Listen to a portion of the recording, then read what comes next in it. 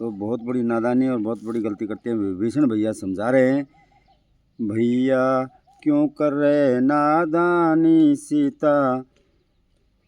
सीता नहीं जगत भवानी है। भैया क्यों कर रहे नादानी, सीता नहीं जगत भवानी है। विभीषण समझाते हुए अपने प्रिय भैया को लंकेश कहने लगे, भैया आपने ये किया, क्या किया है?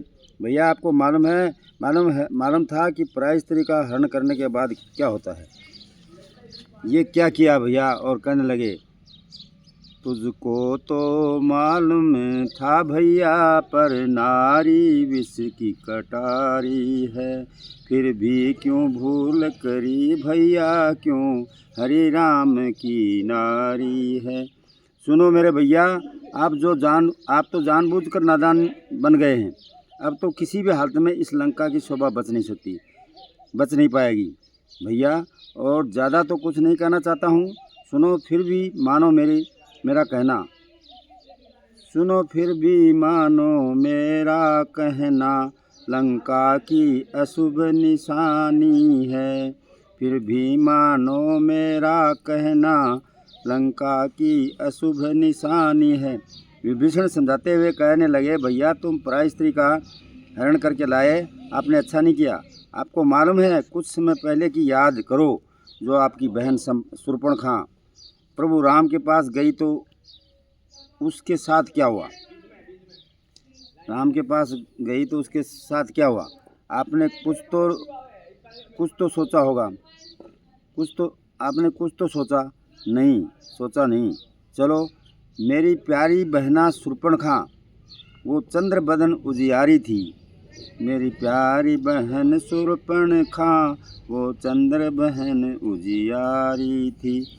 भैया से साय अवतार लखन, लाल वहाँ जाकर नाक कटाए डाली। जब अपनी बहन शूर्पणखा ने और वन में जाकर के प्रभु राम और शेषावतारी लक्ष्मण से जाकर अपने विवाह का प्रस्ताव रख दिया और नाना प्रकार के रोचक दिखाने लगी, उसी समय शेषावतारी लक्ष्मण ने बहन शूर्पणखा की नाक काट डाली। फिर भी आपने सोच नहीं विचार किया। भैया सुनो, मानो मेरे लंकेश्वर भैया, क्यों कर रहे आना कानी है। और कहना है, विभीषण समझाते वे कहते हैं, भैया सुनो, खरदूषण मेरे भैया थे, वो भी रघुबर ने पछाड़ दिए। सारी सेना मारी बन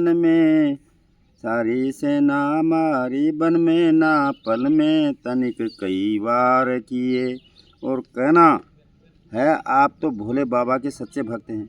और एक बार नहीं, कई बार भोले बाबा ने बताया, खर और दूषण इस संसार को छोड़कर चले जाएं तो समझ लेना राम का अवतार हो चुका है। खर दूषण मेरे भैया थे, वो भी रघुवर ने पछाड़ दिए। सारी सेना मारी बन में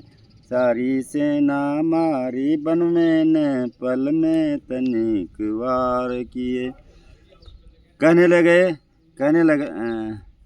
लगे लाए हो जगत भवानी है, हो रही वंश की हानि है। भैया क्यों कर रहे नादानी, सीता नहीं जगत भवानी है। भैया क्यों कर रहे नादानी, सीता नहीं जगत भवानी है। खर और